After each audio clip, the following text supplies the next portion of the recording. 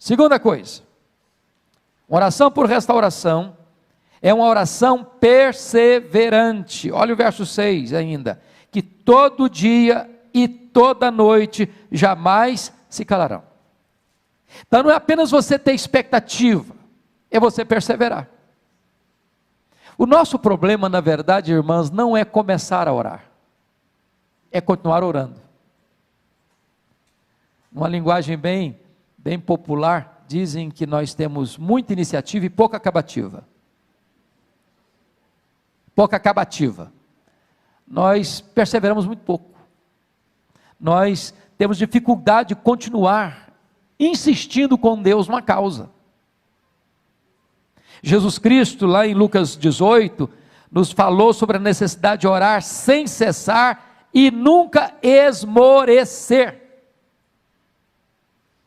O apóstolo Paulo, lá em 1 Tessalonicenses 5,17, ele diz: orai sem cessar. Isaías está mostrando aqui para nós, que nós somos como esses guardas, que todo dia, toda noite, jamais se calam. Já pensou você, um guarda, na torre de sentinela, chegando o perigo, e ele calado? Botando em risco toda a população que estava dentro dos muros, porque não deu sinal. Oração, minhas irmãs e meus irmãos, tem que ter essa vigilância perseverante. Não dá para cochilar, não dá para retroceder, não dá para parar no meio do caminho, não dá. Por que o Pentecostes chegou? É porque Jesus Cristo disse para os seus discípulos assim: permanecei na cidade até que. E eles entraram para o cenáculo, e diz a Bíblia que todos, unânimes, oraram perseverantemente. E a Bíblia não diz que Jesus diz: olha, esperem 10 dias. Aconteceram 10 dias, mas Jesus não disse fica até 10 dias, podia ser um mês, podia ser um ano, até que.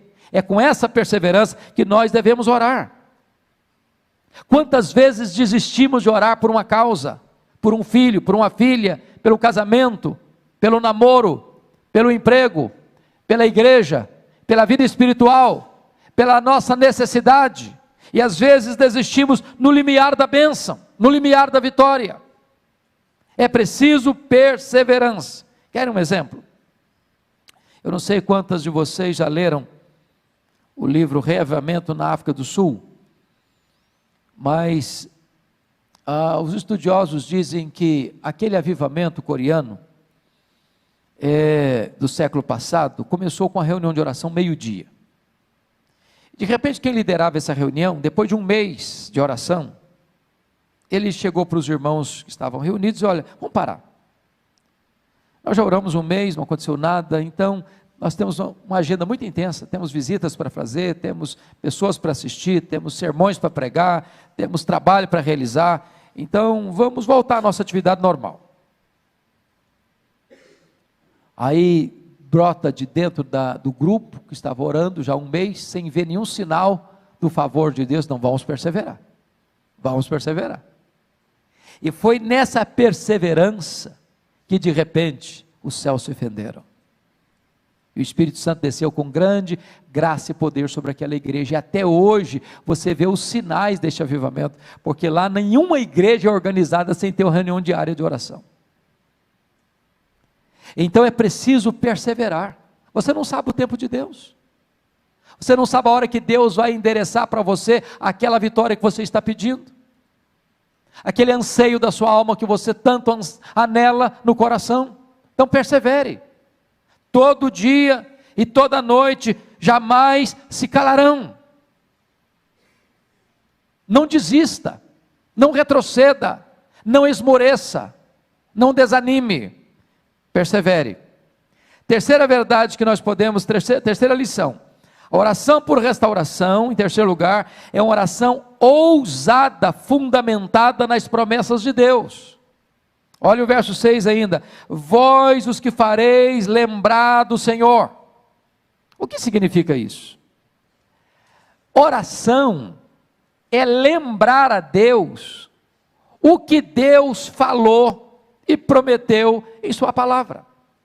E eu pergunto a vocês, Deus precisa ser lembrado? É claro que não. Deus tem memória curta? É claro que não. Deus se esquece de alguma coisa? É claro que não. Mas quando Deus nos orienta a lembrá-lo do que Ele falou, não é Deus que está precisando de ser lembrado, somos nós que precisamos nos lembrar do que Ele nos prometeu.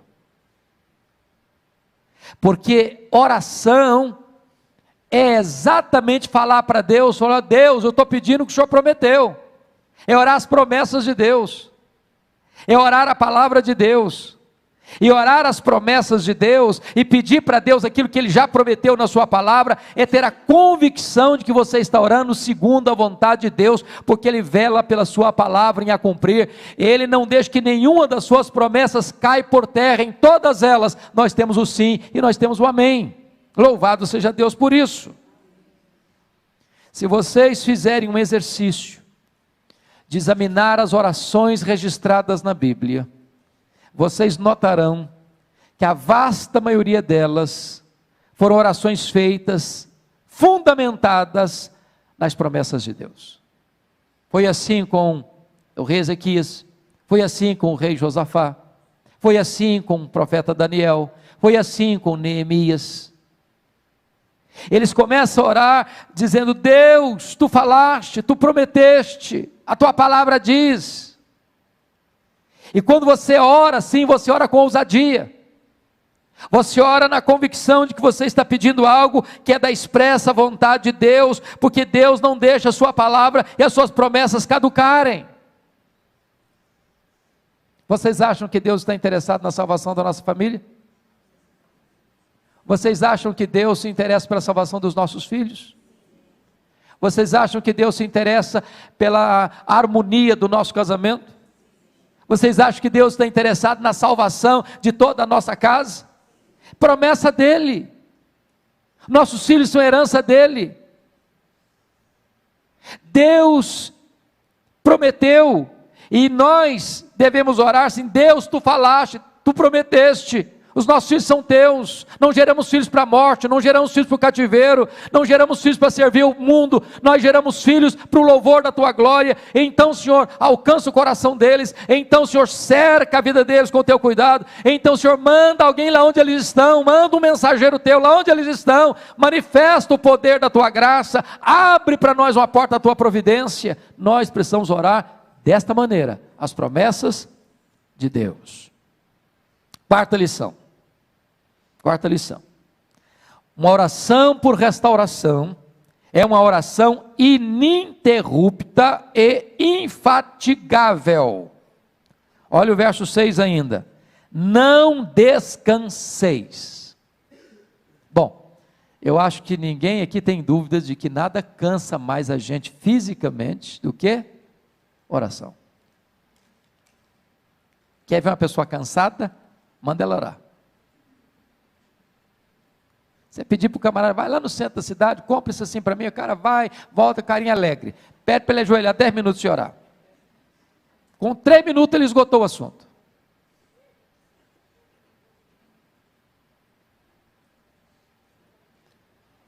Não descansei, sabe o que significa, amadas irmãs? Oração é batalha, é guerra, produz fadiga, produz esgotamento, e o texto está dizendo o seguinte, não permita que o seu corpo seja um impedimento para você prosseguir, não afrouxe as suas mãos, não ensarilhe as suas armas, é preciso tenacidade para não retroceder, é preciso disposição para não se acomodar. Veja comigo como é que Jesus orou no Getsemane. Quem pode dar para mim algumas características da expressão corporal de Jesus ao orar ali no Getsemane? Primeiro, suava. Agora, estava frio ou estava quente? Você tem plena certeza que estava frio. Por que você sabe que estava frio? Porque naquela mesma noite que ele foi preso, lá no pátio da casa do sumo sacerdote, para onde ele foi levado, tinha o que lá? Uma fogueira. E o Pedrão ficou bem perto do fogo para quê? Se aquecer. Se tivesse calor, ele ia procurar um ventilador. Estava frio. E ele estava suando. Segundo, ele estava chorando, convulsivamente, diz Hebreus 5:7, oferecendo forte clamor e lágrimas. Terceiro, ele estava suando sangue. Às vezes, meus irmãos, a nossa oração é tão rasa, é tão superficial, é tão epidérmica, é tão vazia, que nem os lábios a gente abre.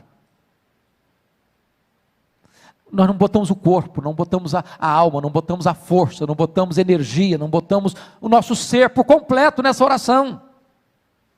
Não descanseis. Eu fico olhando alguns exemplos bíblicos, como o exemplo de Ana. A postura da Ana de derramar a alma era tão forte que ele pensou que ela estava bêbada. E eu fico imaginando o seguinte: até que ponto nós estamos tendo esse ato físico, corporal, de gesto, de atitude na oração, que nós poderíamos dizer: eu estou derramando a minha alma. Não descansar significa que você vai perseverar nessa busca, não importa quanto tempo vai levar. Ambrósio, um dos pais da igreja, disse acerca de Mônica, mãe de Agostinho de Hipona, depois que ela orou por ele 30 anos. Ô, gente, não é brincadeira não orar por alguém 30 anos. Não é verdade?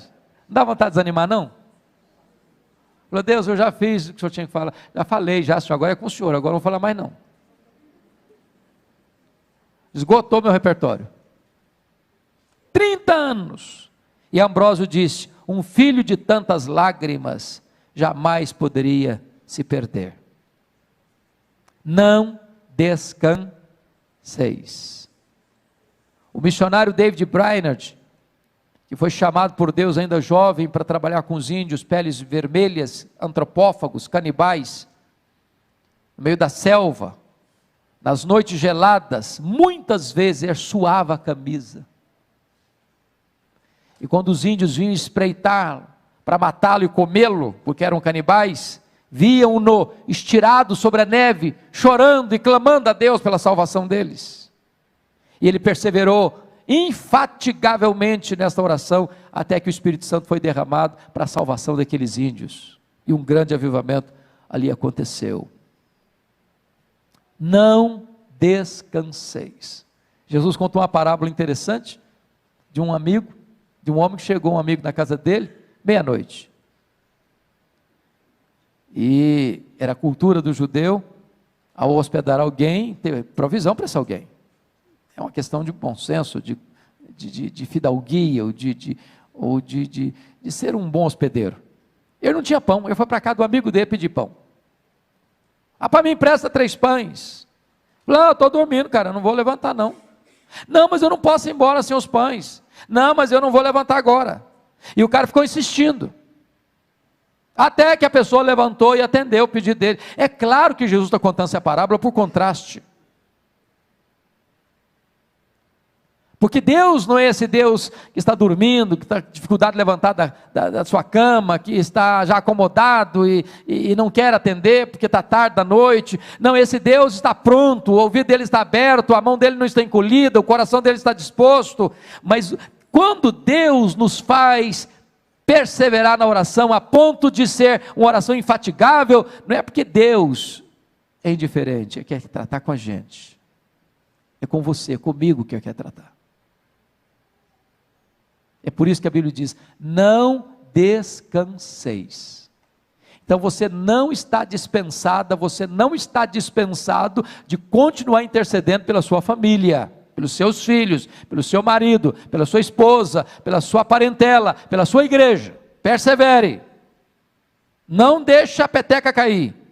Não jogue a toalha, não ensarilhe as armas. Não descanseis.